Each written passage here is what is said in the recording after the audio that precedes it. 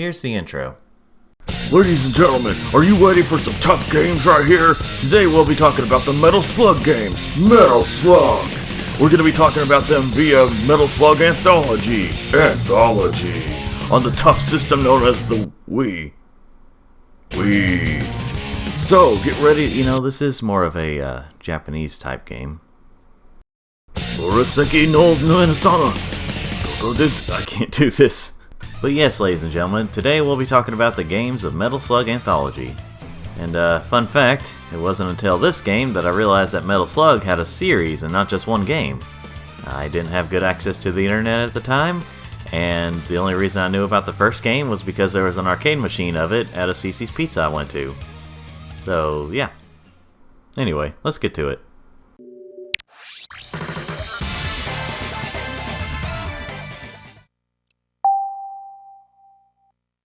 This menu's kind of interesting. What you do is you go through it almost like a slideshow with this Metal Slug here, if you're wondering why the name of the game is Metal Slug. And if you wait there long enough, you actually see a small clip of the game. It doesn't look the best on the small screen, but it's still kind of a cool touch. But enough about that, let's get started with the original game. I'm not really sure if this is fan art, or concept art, or just art in general of the series, but this is a neat little touch between loading screens.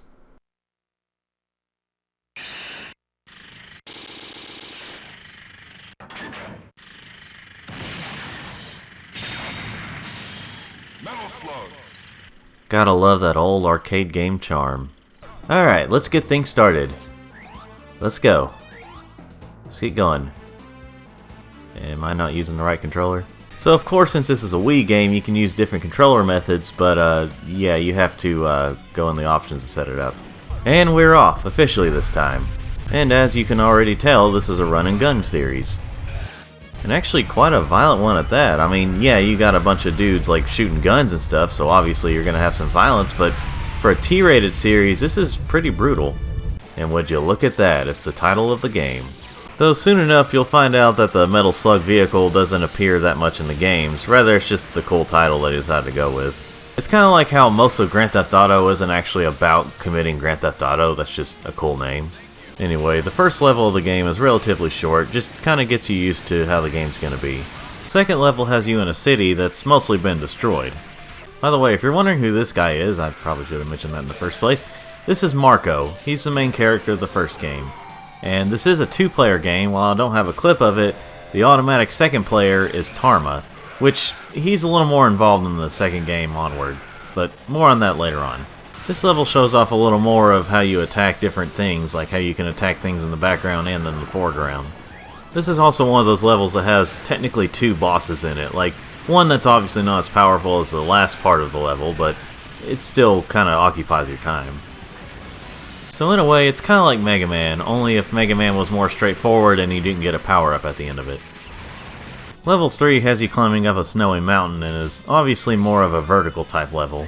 This isn't exactly the best for Metal Slug because even if the ground is barely out of frame, you can still die if you try to go down, but it's not horrible. You can find random little collectibles to give you more points, like this random little bird in a nest with an egg. I don't know what's going on here, but you can collect that. This is also the level where you're introduced to Alan, the guy with the big machine gun here, and he takes a little longer to kill than some of the regular enemies. He's kind of a mini-boss, but more of just an enemy that takes a while to kill. And every time you kill him in these games, yes, every game he appears in he dies, yet he keeps coming back, he always says, which I still have yet to go to hell in this game to really see if he's telling the truth, but I think he's lying because I keep seeing him appear in different games. Anyway, at the end of the level you have to fight this tank that actually takes quite a bit of effort to kill, or quite a bit of time at least. I mean, yeah, it's the end of the level, so of course it's going to take a little more time, but, you know. The fourth level has you traversing through another really broken down city, which this one seems even more so. Unless I'm mistaken, and it was also in a previous level, this level introduces that kind of annoying thing in these types of games where the background you can actually climb up, like these stairs right here. You can actually climb them up by holding the right buttons. It feels a little uncomfortable trying to do it that way, but again, there's a lot worse things out there, so.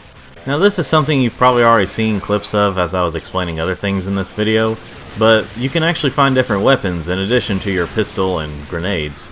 You can get these by either rescuing prisoners, killing certain enemies, randomly finding them, or if you lose all your lives and then start over, you get a heavy machine gun.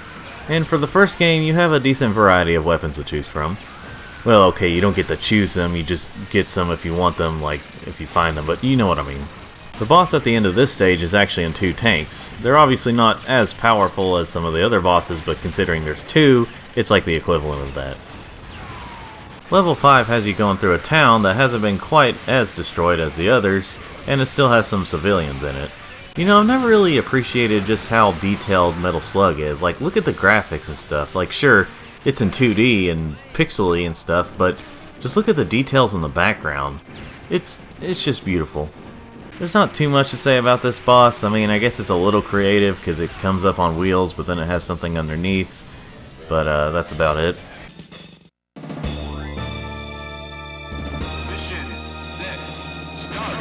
The final mission has you going into a forest and stopping the enemies there. That's the best way I can describe it. It brings in just about everything you've been through throughout the game. Not that it's a very challenging level, but it can still kind of put you to the test. And compared to the previous levels, it is kind of lengthy, but it's fitting for a finale. It's not like it's too long or anything. More on that later. The final boss doesn't really feel like a final boss. I mean, it's not bad or anything, it just feels a little underwhelming. I mean, sure, the actual final boss, Donald Morden, is here, which is a parody of Hitler. I mean, he kind of looks like your stereotypical third world dictator, but if you look at the symbols, you can definitely tell it's a parody of the Nazis.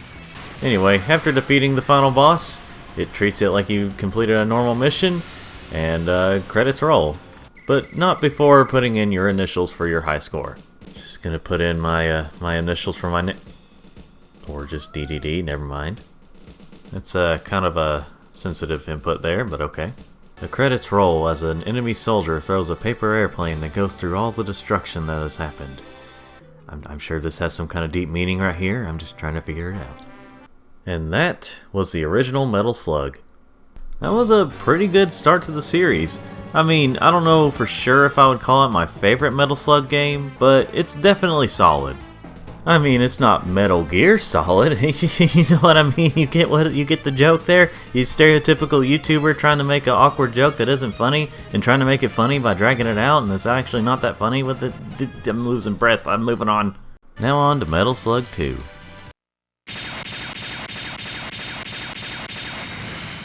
Metal Slug 2. Unlike the first game, this one lets you choose your character, and this time around you have 4 characters to choose from. In addition to Marco and Tarma, there's also Eri and Fio.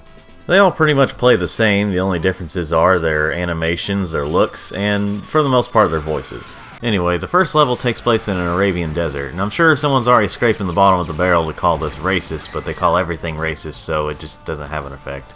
The gameplay for Metal Slug 2 is largely the same as the first one. I mean, yeah, you've got multiple playable characters and some new weapons, and some new levels of course, but in terms of the gameplay overall, it's largely the same, which isn't a problem. Starting with this game, in addition to being able to choose your own characters, you can also choose a different one after you lose all your lives. This game's first boss, well, first final part of the level boss, is a plane. Just a simple attack plane, whatever you want to call this. I mean, I don't know the names of all these planes or flying vehicles. And as you could already tell, you can ride different vehicles in this game, and one of them is a camel. Anyway, the second level takes place inside of a pyramid, or somewhere near the pyramids. I didn't really pay attention all that much. And thanks to these mummies, this level becomes really annoying. This game introduces the transformations to your characters, and in this level it happens to be whenever you become a mummy. And it gets a little annoying because you throw grenades really slowly and all you have is your pistol. You can cure yourself if you find it, but those are hard to find, and it just gets really obnoxious after a while. The end-level boss in this level is, whatever you call this thing. When you get to this boss, you better be sure that you survive with your vehicle, because otherwise, not that it takes forever, but it can take a little while if you're just using your pistol and grenades. Sometimes you'll get power-up weapons, but still. The third level has you on a moving train. Well, eventually it moves. Since there's not really that much different to the gameplay in this one, I'll mostly be describing the levels and the end bosses in the levels. I mean, I already described a lot of what the first game has to offer, and since this one isn't all that different, you know. One thing this level does introduce is a flying vehicle. In this game you can ride flying vehicles. So there's all the information there. This end-level boss is, you know, I don't really know how to describe some of these machines sometimes. The fourth level has you in an Asian city with this introduction.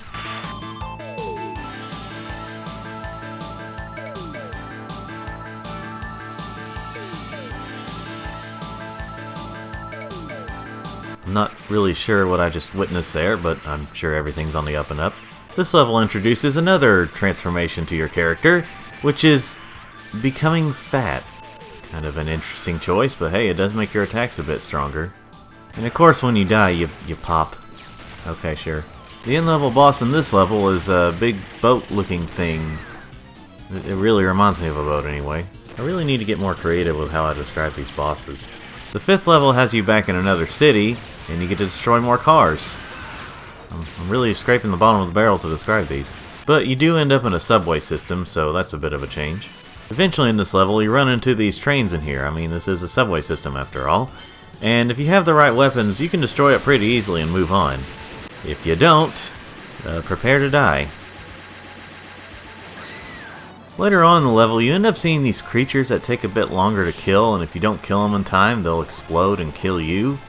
I don't know what the significance are of these creatures. I don't know if they're really described. It's probably something I just have to look up, but they're here. And the end-level boss of this level is actually a boat, or a submarine at least. The final level has you going through a snowy area, at least starting out, and it starts to show a little bit of lag whenever there's a lot going on. Yeah, apparently that was one of the problems with Metal Slug 2, is that sometimes it would slow down a bit if there was a lot going on. And it's the return of Alan, even though he died in the previous game, but I guess he wanted to just really come back shirtless in a snowy area again.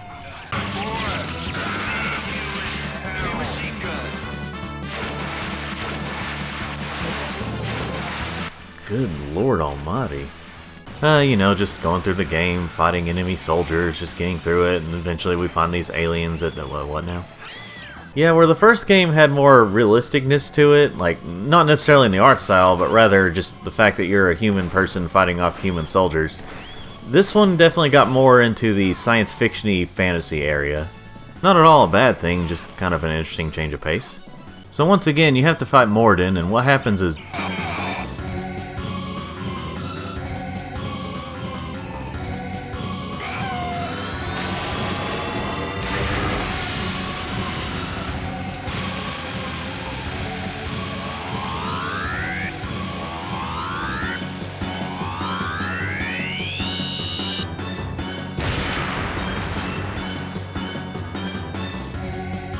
Scratch that. You have to fight off the Jellyfish aliens that took control of Morden's ship.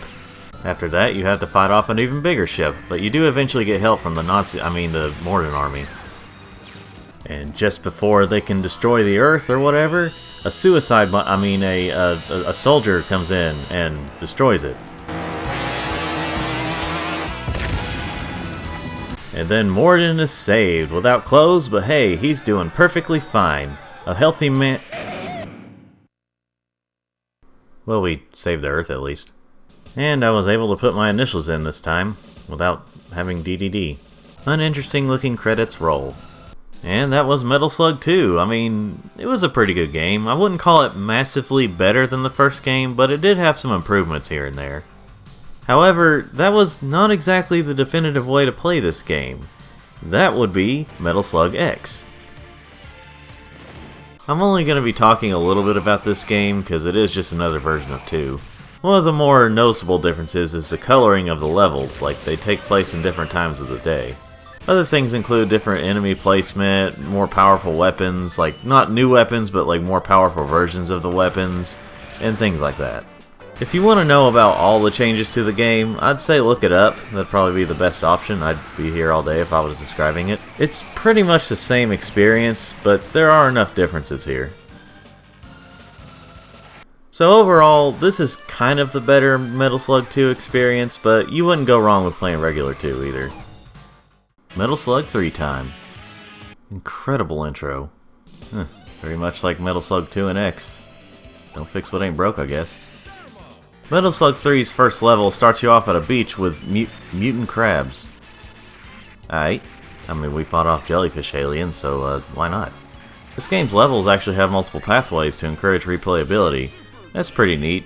I don't really remember if this is the first Metal Slug to do that, but it's a lot more prevalent here. I mean, it's not one of those things that, like, you know, affects the entire game. Like, you're not going to be getting a completely different ending depending on what path you take. It's just affecting that certain path you take. I mean, even the boss at the end of the level is going to be the same. Speaking of, the boss for this level is a giant crab.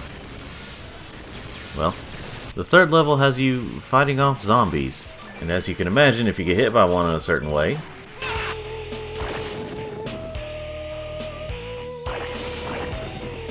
yep, it's the return of the transformations. But unlike becoming a mummy in 2, this one's a lot better simply because of this. That is your grenade throwing attack. In terms of guns, you can still only use your pistol, but the grenade attack is way cooler looking and a lot more effective. And bloody. Depending on what path you take, you'll run into these Yeti enemies, and they are really annoying to deal with. It's simply because of their freeze attack, and they take a little longer to kill. It just becomes really annoying. But hey, you do get to ride an elephant at one point, so that's pretty neat. And the boss for this level is a bunch of aliens. I'm really not shocked at this point. And before they go, they throw a bunch of these sign stone things at you. Why not? At the start of the third level, you traverse through some underwater sections. While we all know that most underwater levels in video games are not very fun, these are okay. But luckily the rest of the level is not underwater. Well, okay, if you want to get technical, we're still technically underwater, we're just not in the water. The end boss of this level looks like one of those 1950s robot toys. That's pretty cool. It's a little annoying to deal with, but it's not the worst. Level 4 has you returning to a desert. I'm not particularly sure where it's at, but it's in a desert. Well, there are some pyramids and ancient ruins, so I imagine it's, shoot, I still don't know. Why is it in just about every single video game there's bugs that are just as annoying as real bugs? I decided to take a different path, and of course I decided to take the one that has the mummies. And as far as I can tell, there are no improvements from 2. This is not fun. And this time around, there are way too many of them. Next area has you dealing with Venus flytraps, just in case you were worried about the series not having a creature that eats the main character.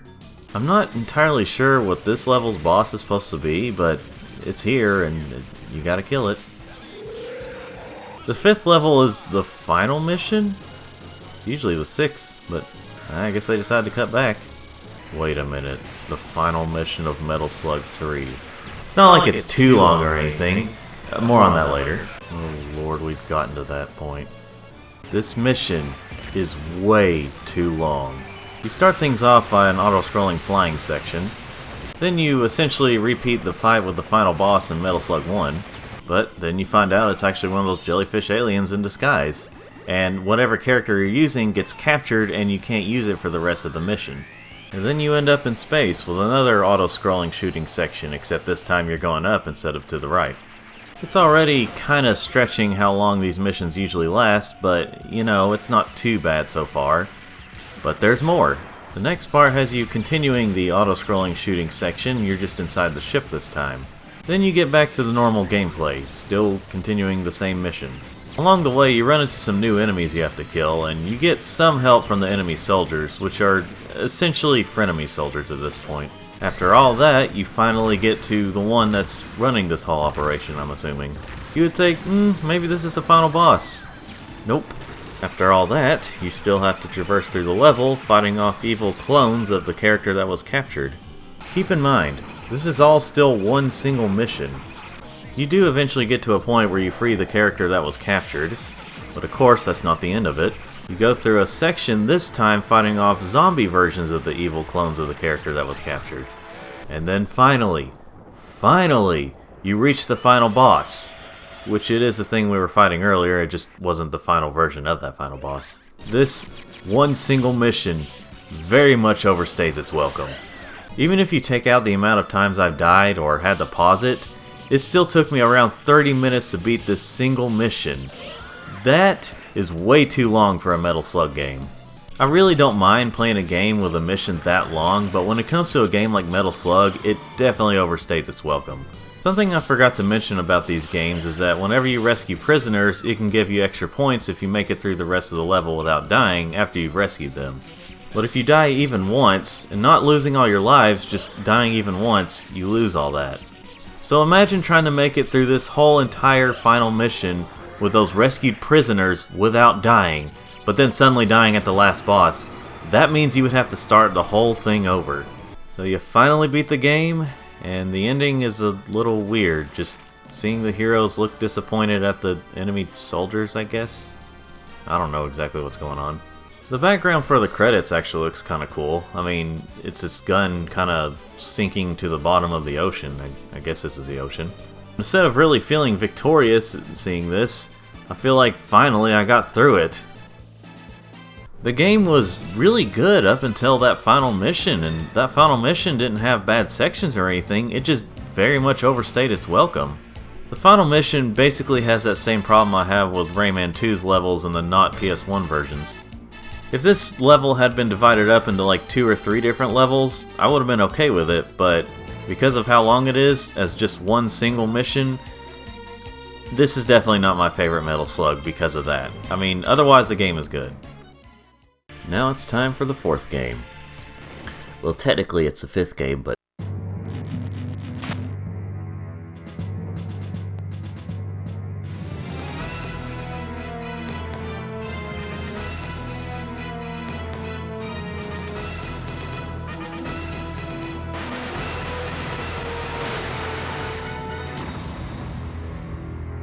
well, we got a new look for the menu and a new couple of characters. Huh. We start Metal Slug 4 off by going through a city and going back to fighting off the enemy soldier Nazi parodies. Can you tell I don't have a script? I guess they couldn't come up with any other types of enemies, so they just went back to this. Or maybe they had that planned, I don't know. Eventually we hitch a ride on a motorcycle with one of the prisoners, or the ones that look like a prisoner, and we get some help from Tarma, who is actually not playable in this game. Yeah, it's not really explained in-game why Tarma and Eri aren't playable characters in this game, but it's probably one of those things you have to look up. Of course, none of the games are really all that good at explaining the story, just through some imagery, but even then it's very vague, so just have to make guesses sometimes. Oh, and by the way, this blimp here is the first boss of the game. Level 2 has you traversing through more of the city, just in a different area, I think. I mean, like I said, it's never really explained in-game. It is kind of cool that you get to drive one of these, which I don't remember if this is part of the Metal Slug line of vehicles. It's never really explained in-game. Of course, this is an arcade game. I guess that would make sense. They wouldn't want to spend the whole time just explaining a bunch of words to you. But I don't know. Maybe I'm just too lazy to look it up. Eventually, the scenery does change up a bit. Now we've got like cranes and mountains and stuff. But then the very next section looks like a completely different area. Okay then. Of course we have some new weapons to work with, but we also have the classics like the classic Metal Slug. The boss for this level is a stack of things with soldiers and weapons. As you destroy more and more of it, the tower obviously gets smaller with a new set of weapons and soldiers. And of course, Alan returns. Well, I guess he just didn't have time to say see you in hell. Level 3 has you going down a snowy mountain. Instead of going up or side to side, you're actually going down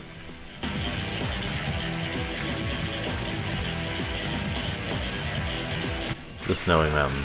Oh, but joy! We get the return of the Yeti enemies. And they have not really improved all that much from the 3rd game. Well, okay, to be fair, they don't shoot their freeze attacks as much this time around, so it's not as annoying. You know, even though the gameplay is very samey with some minor changes here and there, and we're about 4, technically 5 games in, it still manages to feel fresh because of the level design and the scenery. In addition to that, you always have new enemy designs, mostly in the bosses, but still. Speaking of, the boss here is a big tank-like thing that shoots different kinds of weapons and missiles at you. In its own unique way, of course. Level 4 has you going back to some ancient ruiny type places from some previous games. Yes, I'm still standing by that it feels fresh because of the level design and the scenery. The only downside to this level so far is the fact that the mummies have returned. I mean, I have no problem with having mummy enemies, it's just the transformation they make you. There were just no improvements overall with these enemies and the type of transformation they make you. I mean, if there has been, it's definitely not noticeable. Though luckily this level doesn't really last all that long. The boss fight for this level really kinda reminds me of the beginning Sigma fight of Mega Man X5. It has that sorta pseudo 3D look to it, maybe it's just the way it's moving. Level 5 has you starting out on a big ship with pirates, I guess. Okay, not just starting out the level, I mean a majority of the level is on the ship. And apparently it's big enough to have to use an elevator to get up to the top, I guess. Well, some ships are pretty big. At the top, you are on the outside now. Titanic, this is not. Okay, maybe a little bit. The boss fight for this level is a big submarine, with a blimp in the background that's on fire. Because scenery? The final level has you going through their base, I guess. Using the rope is a little weird feeling because you go side to side a lot slower than you go up and down. But luckily that was just the beginning of the level. And while this mission is obviously longer than the previous missions, it is not nearly as long as the one in 3. Thank God for that. Something really interesting happens to you though. You get a transformation in the form of being a monkey. It's the first transformation where you're not undead. Well, okay, there's also becoming fat, but you know what I mean. Anyway, the monkey transformation is kind of modeled after the monkey companion you can get in Metal Slug 3. I like how whenever you use the laser gun in this game, the hair on the character stands up. Just a fun little touch there that I forgot to mention long ago. Dude, you already died in this game. You just couldn't wait for the next one, could ya?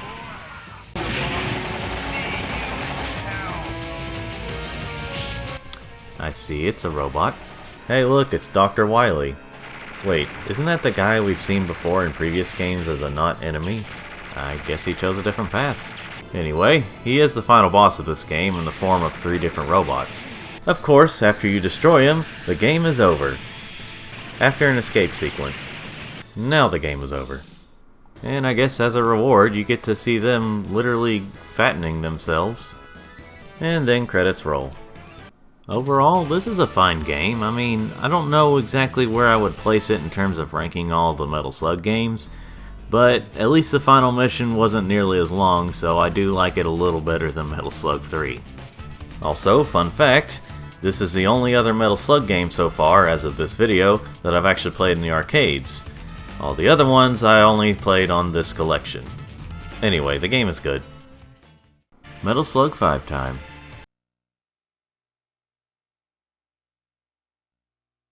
I guess they thought sound wasn't necessary. Honestly, I'm not really the biggest fan of the way they look here on the character select screen. I mean, it's not bad, it's just a little out there. We start the game off with level 1, well obviously, and we're riding on a big canoe, or whatever kind of boat this is called. Again, I'm not knowledgeable on vehicle names. If I don't sound as enthusiastic, it's not that I hate these games, I really like them, it's just that we're 5.5 games in and I'm just getting really tired. But anyway, this is kind of an interesting way to start the game. Shortly after, you end up in this ancient temple-like place with your stereotypical ancient temple enemies and traps. Again, I'm sure there's going to be someone calling this racist without doing any kind of research. Eventually, depending on what path you take, you end up in this newer Metal Slug-like thing, which is really packing heat there. The first boss is a Metal Slug-like enemy, and I'm not really sure if it's considered a Metal Slug, but sure looks like it.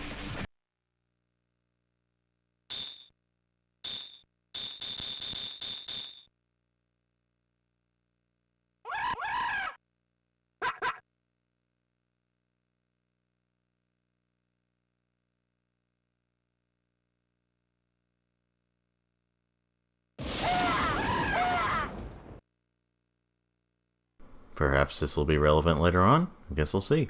The second level has you continue. Whoa! Great movie shot right there.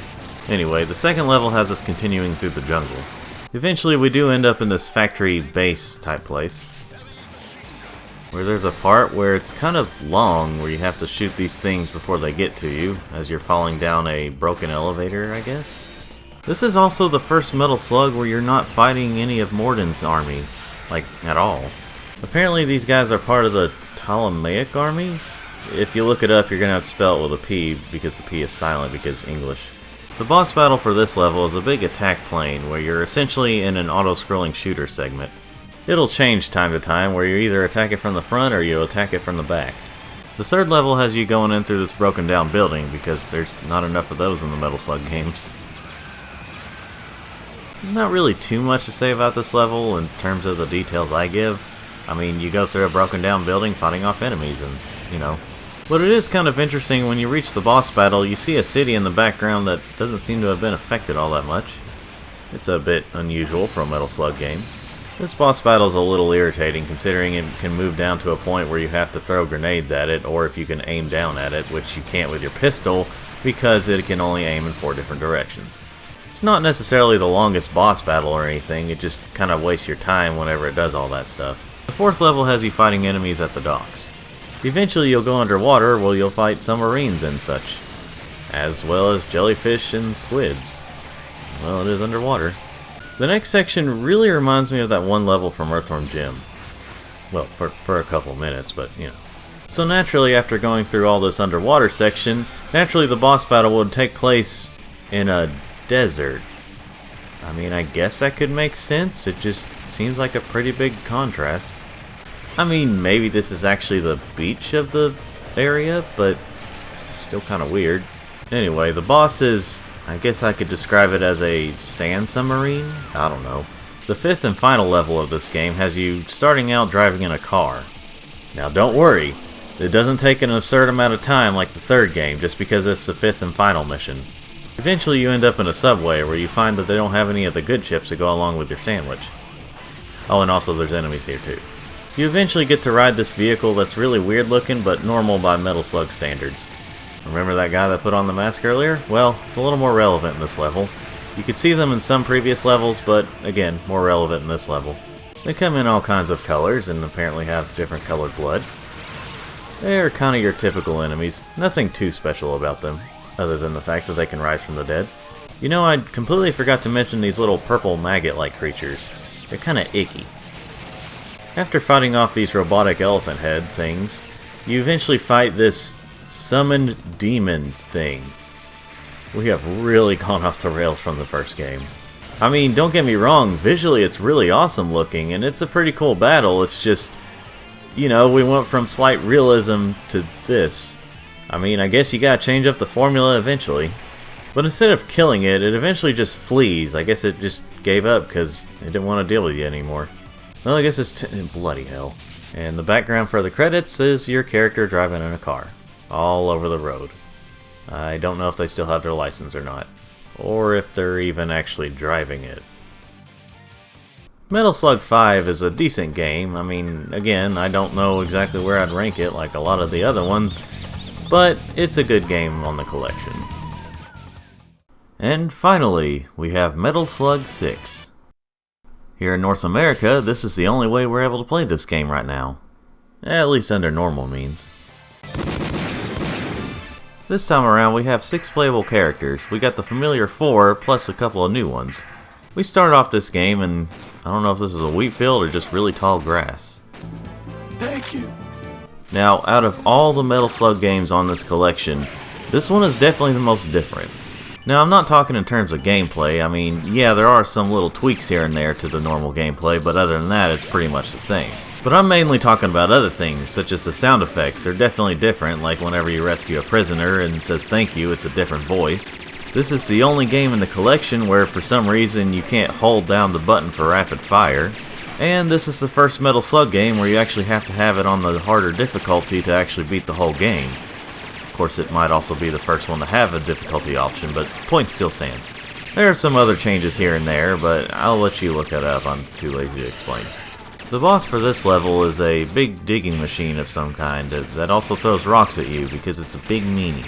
The second level has you going through a village of angry butchers, so it seems like anyway. And we have the return of the Jellyfish aliens. I haven't really seen them since the third game, and there's a reason they're in this game.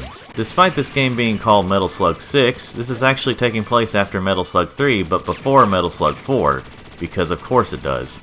The same also applies to Metal Slug 7, taking place before Metal Slug 5. I've already made a video talking about prequels with sequel names and how annoying they are. The boss for this level is a your guess is as good as mine, and we're going down a muddy mountain, which seems to be infinite because we're going down pretty fast and we're still going down. It's relatively simple. It doesn't look simple, but it's relatively simple. All you have to do is just aim up and shoot and occasionally dodge. As you can see, I didn't follow that rule completely, but it's an option.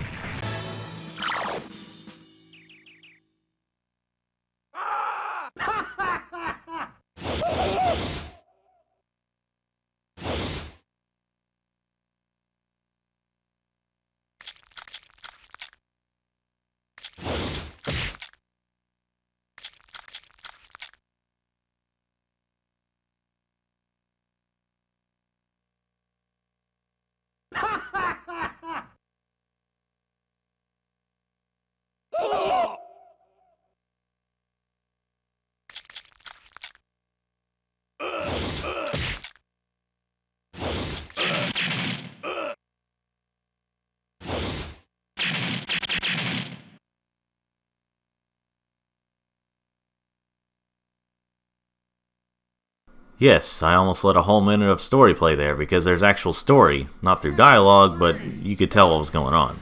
The third level has us going through a town that's been invaded by these new aliens. And these new aliens' color schemes have a strong resemblance to the black-armed soldiers from Shadow the Hedgehog. And this game only came out a few months later. Coincidence? I think probably. Anyway, this level returns Metal Slug to its destroyed city roots. They do have a little too many of these aliens at one time at times, but they're not too bad to deal with. Now the boss for this level is really annoying to deal with. This big robot thing with a cocky attitude seems to think that, yeah, I'll just do this, this is fine, this vehicle here, you want to get in it? No, I'll just automatically kill you. This boss probably has the same amount of hit points as any other boss in the series, but because of the way it is, it feels like it drags on. The fourth level has us going across this bridge that's been broken down, and no, I have no idea if this is a Golden Gate Bridge or not. Whenever you use explosives on these aliens, their body parts go everywhere. It's pretty wild. I mean, Metal Slug has always been known to be a bloody series, but not really a gory series. Eventually in the level, you have an auto-scrolling shooting section. After that, you go to a place that looks completely different from the rest of the level, except for the fact that it's at sea, and you fight the boss. This boss is one of those nightmare bugs that you would probably never want to see. You know, with some of these boss battles, it really makes me wonder how the developers intended on you not dying from them. Yeah, it's hard, but does it really have to be that hard? Yeah, it's meant to be hard because they want you to pump in more quarters for the arcade version, but still. Now, if you were playing this on easy mode, this would be the last scene you see before the game ends. But because we're playing this on hard mode, we get to start the final mission. And yes, once again, the 5th mission is the final level of the game, which I guess they're just abandoning their 6 mission structure. Anyway, the final level has us going through a cave of these aliens. And of course we get some help from the Morden army because, like I said before, they're pretty much frenemies at this point. At some point we get to this digging section that really wasn't one of their best ideas. It's kind of slow, using the gun is kind of weird, and it's just not really all that fun to control. But it doesn't last too long, and luckily you just get to this bubblegum intestinal area. I don't know. At this point, you also get help from the Jellyfish aliens. You know, I really should look up what their names actually are. Okay, after looking it up, apparently they're considered Martians. I guess they wanted a completely different look from your stereotypical one. Anyway, throughout the level, we continue to fight these interesting looking creatures that look like they're not even in the same species, but I could be wrong. I mean, it's pretty much established at this point that we're just going to see really weird things in this series. At one point in the level, you have to fight a mind-controlled Tarma. It was kind of weird at first that you couldn't use him. And not too long after, we reach the final boss, while it's, I guess, resting at the moment. Eventually, it breaks out and reveals its really cool look, and you fight it that way. It is a pretty interesting battle overall.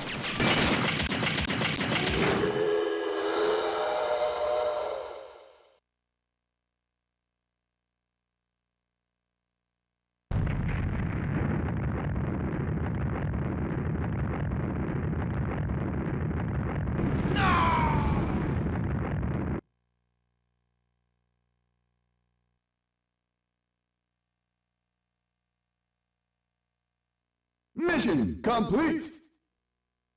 But what happened to my character? Come on, you gotta reveal what happened to my... Oh, he was saved.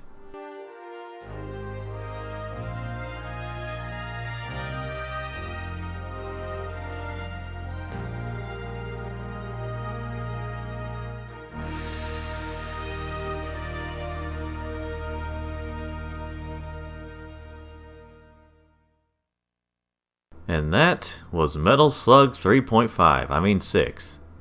It's a bit on the short side, but overall, Metal Slug 6 is a good game. I still kind of wish it had a different name than 6, considering it's a prequel, but, you know, it is what it is. And there you have it, all the games of Metal Slug Anthology. In terms of extras on the collection, you do actually earn things by completing the games or just doing various things in the games, and then you earn tokens. You can unlock things such as like art galleries and music and stuff, so it's pretty cool. It's not much, but it's a decent little reward. So this collection overall, I would highly recommend it for Metal Slug fans, or just fans of run and gun games. Is it a perfect collection? Of course not. There are some flaws, but overall, it's a really good collection of games. I do kind of wish they would have also included like the spin-off games as well, like maybe those could be unlocked as you play through the other ones, but as it is, it's still pretty good. In terms of which version you should get, you really can't go wrong with any version. I mean, you can either get the Wii version, the PS2 version, or get the PS2 version on PS4, or if you want to play it portably, get it on PSP. Though I would more so recommend the digital version of the PSP version, considering the physical version kinda has some slowdowns. I guess it's due to the UMD or whatever. Well, I hope you enjoyed this relatively long video that I didn't actually expect to take this long to make, but regardless, I hope you enjoyed it. Like this video if you like it, and subscribe for more of these or any other types of videos I make, and thanks for watching.